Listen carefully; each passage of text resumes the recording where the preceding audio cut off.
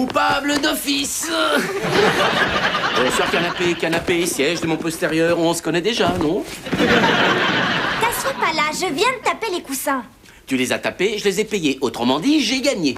D'accord, mais t'as signé tes funérailles. Grave erreur. Si c'était mes funérailles, mon cousin Phil serait déjà en train de draguer ta mère.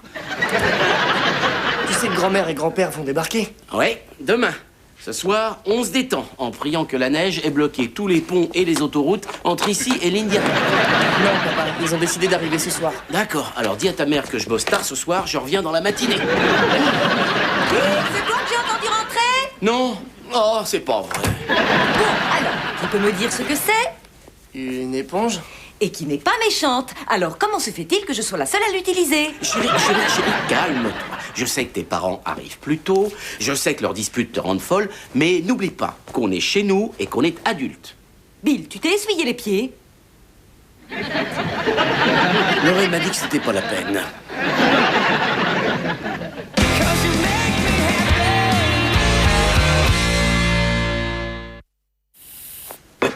Bon, je pense que la maison est digne de les accueillir. Toutes les pièces sont nettoyées, toutes les vieilleries qu'ils nous ont offertes sont exposées. Et je ne suis toujours pas un bon mari à leurs yeux. T'avoueras que c'est la seule chose sur laquelle ils soient d'accord. Ouais, je trouve que plus ça va, plus ils se chamaillent. Ils se sont déjà entendus? Quand j'étais petite, ils travaillaient. Les liens du mariage étaient distants. Il y avait pas mal de non-dits. À bon sens que c'était chouette. Finalement, quand on enlève tout ce qui pourrait se jeter à la tête, la maison est plutôt sympa. Oui, comment fait-on pour accumuler autant d'horreurs? Bonjour. On a laissé la porte ouverte. Chez l'épicier, il y avait un monde fou. Bill, aide ma sœur. Hé, qu'est-ce que tu veux que je fasse, moi, alors qu'une vingtaine de petits n'ont pas réussi? S'il te plaît, c'est Linda qui se charge du repas de Thanksgiving. Oh, et pourquoi elle, cette année? Une tentative désespérée pour que nos parents me remarquent. Attends, si tu veux échanger avec moi, d'accord, ils t'appelleront matin, midi et soir pour régler leurs moindres difficultés. Ils te téléphonent? Pas beaucoup. C'est parti. Écoute, Judy, je sais que leurs querelles te rendent folle, mais n'oublie pas qu'on a un élément avec nous. Le temps. Il lui est interdit de s'arrêter. Joyeux Thanksgiving. Comment était le voyage? Tu as déjà été assise à côté de ton père sur une longue distance? Tu as déjà été assise à côté de ta mère quand elle s'empiffre de caramel? En plus, il a insisté pour prendre la nationale au lieu de l'autoroute. Si tu me dis de faire comme je veux, tu n'as pas le droit de critiquer après. Tu te rends compte de ce que je peux vivre, Judy? Joyeux Thanksgiving. Bill, faudrait songer à mettre une rampe le long de l'escalier. On va se rompre le cou un jour. Oui, je sais. Regardez qui est là. C'est votre deuxième fille. Oh, Linda, comment va mon bébé chéri? Oh, j'ai grandi, maman. Voilà mes chéris. Oh, quelle joie de vous voir. Ça va? Mais où sont les pulls en crochet que je vous ai offerts? On les met que pour aller à l'église. C'est quoi une église? Tiens, j'aurai un petit quelque chose pour toi, Brian, si tu vas chercher les valises. D'accord. Alors, tiens. 35 cents de réduction sur des gâteaux. C'est un coupon d'achat, c'est pareil que de l'argent. Je vois que vous avez toujours le tableau que j'avais fait pour vous. Ah, $1 à celui qui arrivera à me dire ce que ça représente. $1 ou $1 en bon d'achat? Parfait. Dis donc, Bill, si tu aidais maman et papa à s'installer dans la chambre de Brian, que je commence à boire, à faire à manger. À boire, plutôt. Thanksgiving, merveilleux. Je ne vais pas travailler ce matin, j'adore. Il y a des oiseaux, Jean, et ils ne s'arrêteront pas de piailler parce que tu as ouvert la fenêtre et tu leur as crié de la boucler. J'ai ouvert la fenêtre pour aérer, et c'est à toi que j'ai crié de la boucler. Oh, ça me manque, le boulot. Vous êtes déjà debout. Vous avez bien dormi? Horrible, ton père n'a pas cessé de ronfler de la nuit. On aurait dit qu'un train allait passer. Ben, s'il passe, monte dedans. Maman, papa, devinez qui se charge du repas de Thanksgiving cette année? Vous ne devinerez jamais. Moi. Bon, j'étais pas au courant. Non, ça va être très fantastique. J'ai concocté un menu spécial pour vous. Dinde marinée à la sauge, jambon au beurre blanc. C'est pas la couleur que je préfère pour le beurre. Ça a l'air délicieux, ma chérie. Si tu as besoin d'aide, demande à Judy. C'est un vrai cordon bleu. D'accord. D'accord, c'est une excellente idée. En cas de besoin pour mon riz sauvage ou mon confit d'orange, je ferai appel à Judy. Peut-être qu'elle pourrait parsemer l'ensemble de chips. Oh, ça doit être bon. Dis-moi, Judy, avec ton père, on pensait que finalement on resterait bien plus longtemps cette année. Ah non, là vous plaisantez, mais c'est génial. Bah oui, parce qu'on ne voit nos petits-enfants que 2-3 fois par an et on est à la retraite, on peut en profiter. C'est juste pour une semaine ou deux, ça vous plairait? Oui, pourquoi pas? À condition que vous soyez sûr que votre maison est sécurisée, que le four n'est pas resté allumé, parce que sinon... C'est un four électrique. Et Bien sûr, vous pouvez rester autant que vous voulez. Judy, tu peux venir m'aider à chercher Les sets de table? Par exemple. Une semaine ou deux, enfin, tu ne vas pas accepter. Mais je ne peux pas dire à mes parents qu'on ne veut pas qu'ils restent chez nous, ça les tuerait. Déjà que l'escalier n'y est pas arrivé. Il faudra bien se faire une raison. Jean, arrête avec le beurre, ça va te tuer. Je sais, mais quand, Seigneur, quand?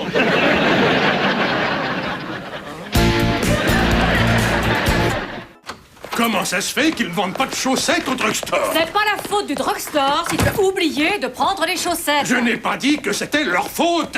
Tout ce que je dis, c'est qu'il y a 2 rayons consacrés au foot et pas une seule chaussette. On est revenus. Salut, Bill. Oh, deuxième jour de chaussettes, hein? En les mettant à l'envers, ça fait la blague. Vous êtes malade? Je serai franc avec vous, Bill. C'est ma femme et je l'aime. Mais c'est un sacré poids sur l'estomac. Jean, tu as oublié de prendre des pellicules photo. Je vais en chercher.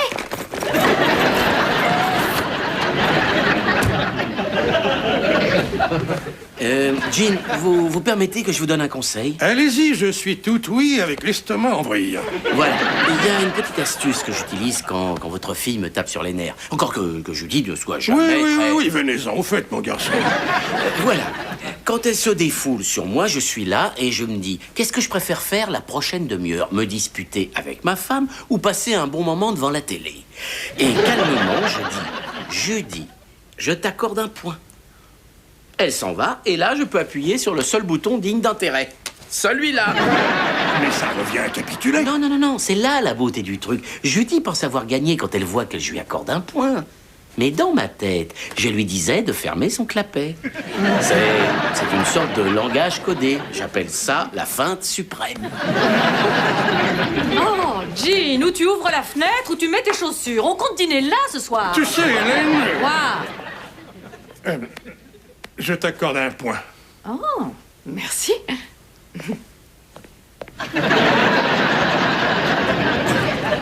Vous avez vu ça? C'est la feinte suprême. Ça marche toujours aussi bien? Je ne fais pas d'hypertension et c'est pas à cause d'un régime. Et là, j'ai rassemblé mon courage et j'ai traversé toute la piste de danse jusqu'à la plus jolie fille de la soirée. Et cette si jolie fille, c'était votre grand-mère. 6 mois plus tard, on était mariés. J'adore cette histoire. C'est une belle histoire, Jean, mais on s'est mariés 8 mois plus tard. Hélène, quand tu as raison, tu as raison. Sauf quand tu as tort. Alors, c'est pas le meilleur Thanksgiving qu'on ait eu? Si. Et pourquoi cette année, c'est différent? Lorraine? Quoi? Quel délicieux dîner tu as préparé, ton Kinda. Ça, c'est très gentil, chérie. Brian? Je crois que je vais en reprendre.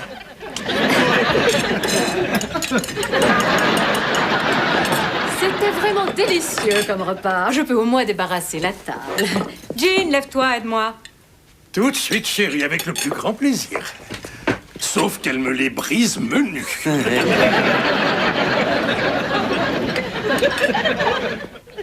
Qu'est-ce qui leur arrive? J'en sais rien, mais c'est génial. Hein. Je ne les ai jamais vus ne pas se disputer. À croire que Linda a mis un produit dans la farce. Eh bien, il y a de la sauge, plus des champignons et un ingrédient secret que j'emporterai dans la tombe. Des noix. C'était une merveilleux dîner de Thanksgiving. Et j'aimerais bien porter un toast à une personne qui a fait un effort spécial qui a permis cette soirée spéciale. Ah, papa, c'est trop gentil. Mon cher gendre Bill. Quoi? Bill m'a appris quelque chose aujourd'hui que je n'oublierai jamais. Oh, c'est rien du tout, voyons, c'est inutile, Jean. Vaut mieux ne rien dire. Ce qu'il m'a appris, c'est que la famille, c'est le plus important qui soit au monde. Ah, ça Et à ma femme, Hélène, qui depuis 42 ans est mon rempart d'amour. Vous voulez que je vous explique? Non, non, non. C'était un adorable toast, papa. C'est mon génial gentil minou. Quel genre de champignon t'as mis dans la dinde? Je reconnais plus mes parents. C'est un miracle. Ils se sont pas disputés de la soirée. Moi, je crois que parfois la vie te fait cadeau d'un miracle. Et dans ces cas-là, tu la remercies et c'est tout. Tout comme moi, je te remercie. Qu'est-ce que tu dirais de franchir la rivière et de filer dans les bois? Oh, j'ai une super idée. Je parie que je suis d'accord. Si je redescendais nous chercher de la tarte qu'on pourrait manger juste après. Dire que je croyais que je ne pourrais pas t'aimer plus. Voilà que t'as une super idée comme ça. Ne prends pas celle de Linda, hein, mais celle du magasin. Tu parles?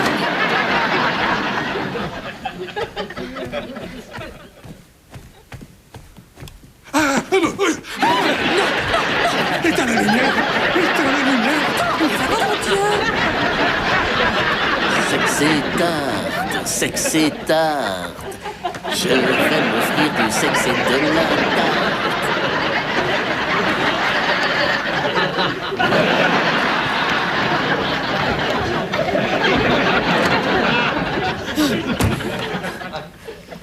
Qu'est-ce qui se passe? Où est la tarte? J'ai surpris mes parents qui faisaient l'amour sur le canapé. Oh pitié, dis-moi que c'est le nom d'un cocktail. Je croyais qu'il dormait dans la chambre de Brian, moi. C'est exact. Mais va savoir pourquoi. Ils sont descendus faire l'amour sur le canapé. Quel dommage, je l'adore ce canapé. Moi aussi. J'adore aussi tout le premier étage de la maison. Et mes rétines. Mais tout ça s'est envolé. Tu crois qu'ils t'ont vu? Oh, ils m'ont vu. Ils m'ont vu. Et je peux te dire qu'ils ont eu peur. Et puis, oh, pile, je peux pas devenir vieille.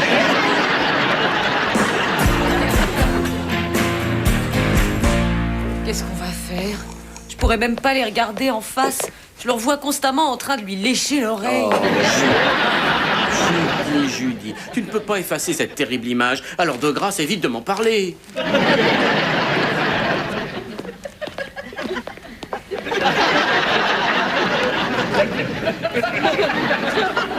Bonjour. Bonjour. Bonjour. Bonjour. Passe-moi le... Merci. Tu as fini avec le...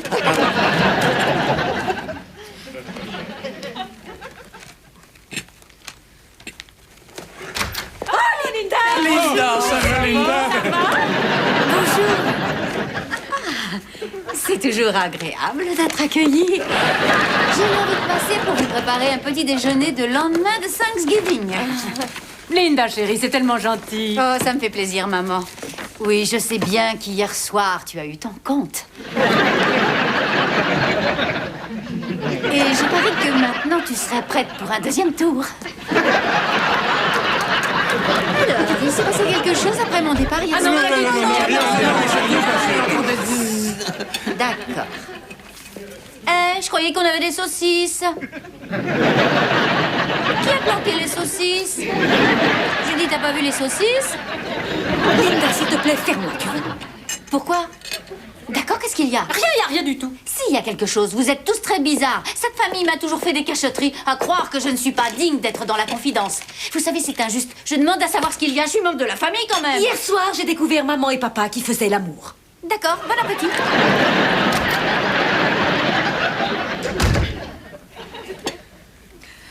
Je suis désolée, chérie, on n'aurait pas dû faire ça dans ton salon. Oh, c'est pas grave, maman. On aurait dû le faire là-haut, mais avec ton père, c'est à prendre ou à laisser. Je suis vraiment désolée que tu nous aies vus comme ça. Bonjour. Bonjour.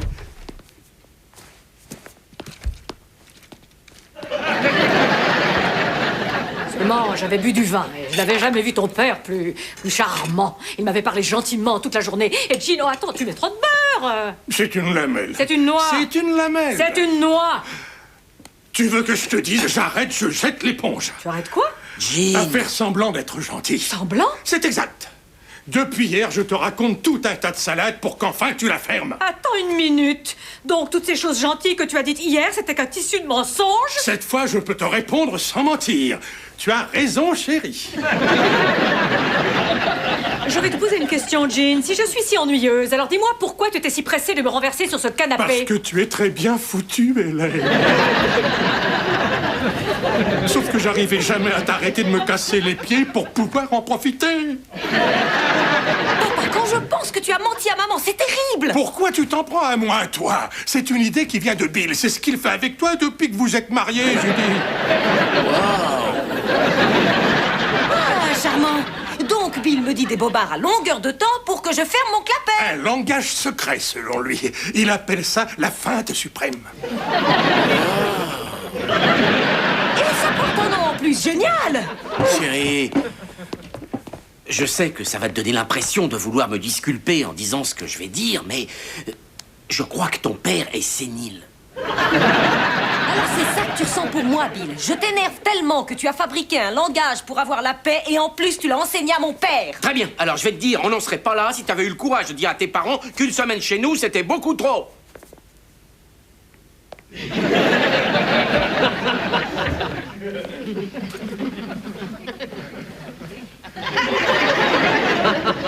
Bon, d'accord, j'avoue, j'ai goûté au vin de tante Linda hier soir. Je le referai plus jamais. Je suis désolé, laissez-moi tranquille.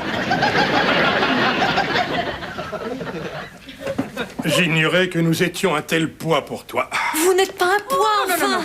On a saisi. Vous ne voulez pas de nous. Vous auriez pu nous le dire quand on vous l'a demandé, mais... on est fixé, là. Nos valises seront bouclées pour midi sonnante. Je vous posterai les chaussettes. Marianne s'est mis à la boisson. Ça ne me plaît pas du tout.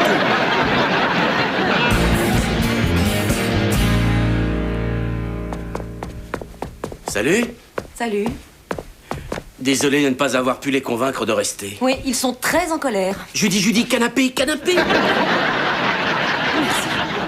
Je le pense vraiment. Rien à voir avec tes merci qui veulent dire je viens de la prendre, ferme-la. Chérie, j'ai simplement donné cette astuce à ton père pour qu'enfin tes parents arrêtent de se disputer. C'était pas autre chose.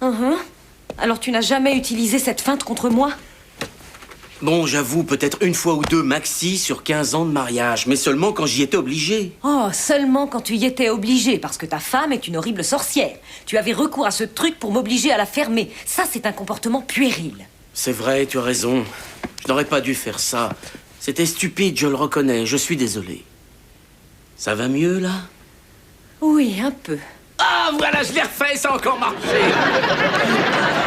Tu sais, on se dispute, je te dis que je suis désolé et tu te sens mieux. Ça te plaît peut-être pas, mais ça marche. C'est sur ça que notre mariage repose? Mensonge, cachotterie? Oh, Judy, ne pleure pas, chérie. J'arrive pas à croire que j'ai pu dire tout ça. Bien sûr que non, c'est pas pour ça qu'on est ensemble. Je suis vraiment désolé. Vraiment, c'est vrai cette fois. Ah, et comment que tu es désolée? Ah, mais attends un peu, là, tu as fait semblant de pleurer? Bien sûr que oui, c'est ce que je fais quand je veux vraiment des excuses de toi. Donc, à chaque fois que tu pleures, c'est parce que tu veux que je m'excuse, finalement. Non, quelquefois, je pleure pour de vrai. Seulement le truc là-dedans, c'est que tu ne sais jamais quand c'est vrai. Cette astuce, je l'ai baptisée la brillante. C'est pas aussi accrocheur que feinte suprême, mais c'est très efficace. Waouh, tu es satanique. Je suis pour à 100%. On a déjà franchi la rivière, mais on n'a jamais traversé les bois. Hein, je ne suis pas sûr d'avoir bien saisi, mais je suis pour. Canapé, canapé!